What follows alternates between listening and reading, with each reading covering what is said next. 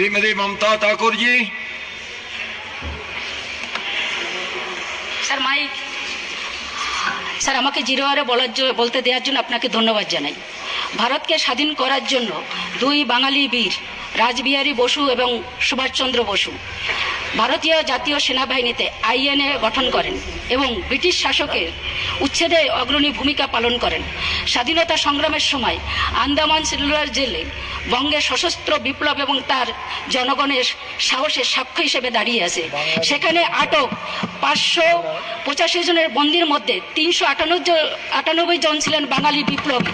তবে স্বাধীন ভারতে সেনাবাহিনীতে কোনো বাঙালি রেজিমেন্ট নেই, যা দুঃখজনক।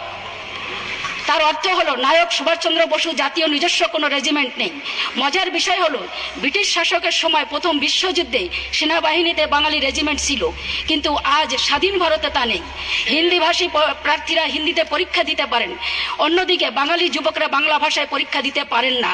এই বাধা সত্ত্বেও 54,871 জন বাঙালি ভারতীয় সেনাবাহিনীতে কর্মরত রয়েছেন। স্বাধীন ভারতের পরে নতুন রেজিমেন্ট গঠিত হয়েছে, যেমন 1970 সালে রাগা রেজিমেন্ট এবং লাদাখ স্কাউট, এবং 2013 সালে সিকিম স্কাউট নাগা রেজিমেন্ট। মাত্র 2400 জনের ভিতরে 2070 জন সৈন্য রয়েছে। যদি একটি বাঙালি রেজিমেন্ট তৈরি করা হয় তবে লক্ষ লক্ষ যোগ্য বাঙালি যুবক ভারত মাতার সেবা করার সুযোগ পাবে।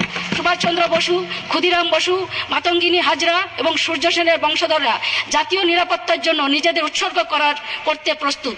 স্বাধীন ভারতে সেনাবাহিনীতে বাঙালি রেজিমেন্টের অনুপস্থিতি অত্যন্ত হতাশাজনক। কেন ইউনিয়ন সরকার বাঙালি রেজিমেন্ট গঠন করেননি? এই বিষয়ে ইউনিয়ন সরকারের ভবিষ্যৎ পরিকল্পনা কি? আপনি কি প্রথম বিশ্বযুদ্ধের ঐতিহাসিক 49তম বেঙ্গলি রেজিমেন্ট সম্পর্কে আরও বিস্তারিত জানতে চান, অথবা অন্যান্য রেজিমেন্ট ভিত্তিক রেজিমেন্টের প্রতিনিধিত্ব করতে চান? তাহলে আমাদের ডিমান্ড, আমাদের বাঙালিদের রেজিমেন্ট একটা তৈরি হোক। ধন্যবাদ স্যার।